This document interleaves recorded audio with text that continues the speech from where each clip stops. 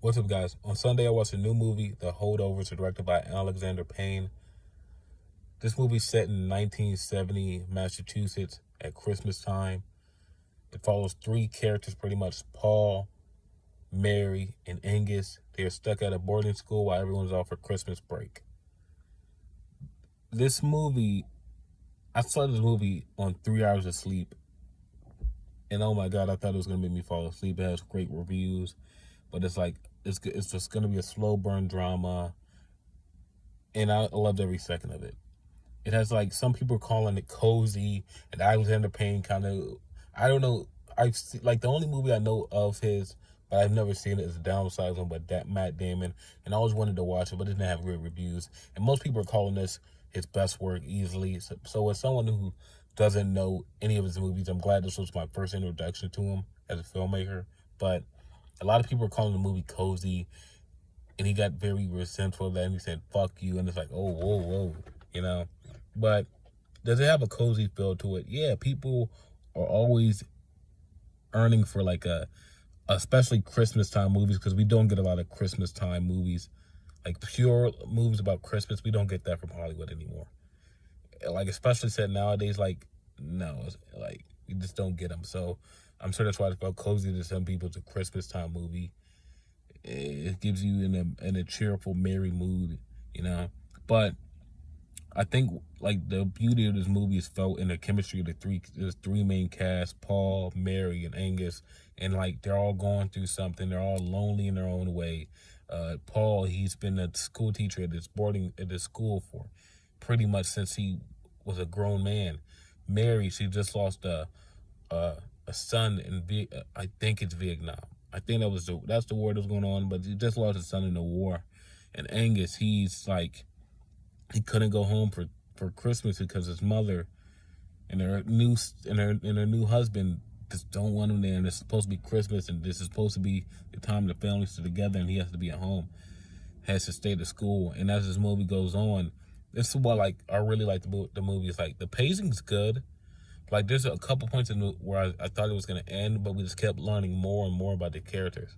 And the lady that plays Mary, she's funny as fuck. Like I'm sure most people are gonna know her from, like, she's been in so many things. But I'm sure most people are gonna recognize her from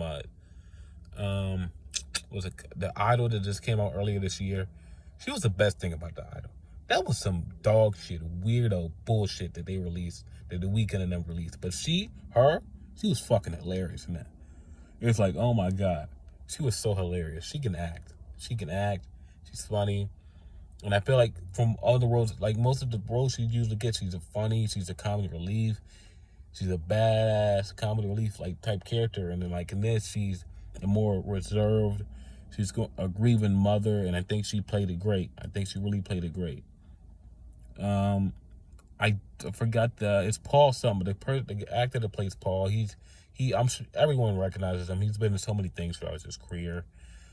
He was great as I think he was the lead, even though this movie's surrounding about three characters. Still feel like he was the main lead of the movie. Him playing like this kind of a dick, like not really kind of a dick, playing this dick, know-it-all professor that everyone seems standoffish with because everyone thinks he's a dick, and I think it was just great in that role. And he was witty. He always had good banter, you know, with the rest of the characters, and we learned about him and learned about his life, and it was just like, I liked the character a lot. And then the character Angus one I found very interesting. And as you like, he's the one that keeps the movie like moving along greatly. Like as the movie goes on, we start finding out more about why he really couldn't go. Like the reason why, like, it kind of revealed why his mother just doesn't want to see him as much. It's very heartbreaking, and it's very sad. And to see Paul, the Professor Paul, go from like fucking thinking he's just a dickhead fuck with rascal to thinking he's a dickhead fuck with that can be so many things if he puts his heart to it. It was just beautiful. But like I said, the chemistry is found in, like, the best thing about this movie is found in the chemistry of the three main characters that the movie surrounds itself around. And shout out if you've seen that Honda HRV while they were driving around 1970s Boston. But like I said, yeah, this movie's 2 hours and 11 minutes.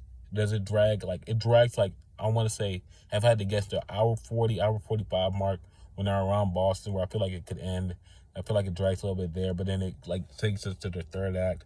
And I think it's towards the end of the movie, and it jumps right back up for me. So yeah, I'll give the holdovers an 8 out of 10. I really recommend this movie if you can find it on streaming. Go see it in the theater. I'm sure it's gonna be playing. Like if you gotta, I know it's gonna be a tad bit sad, maybe a tad bit depressing. But if you have family, friends, you want to go see a movie, you don't see Napoleon, I suggest you see this. I feel like you're gonna really enjoy your time with it. So the holdovers, 8 out of 10. Peace.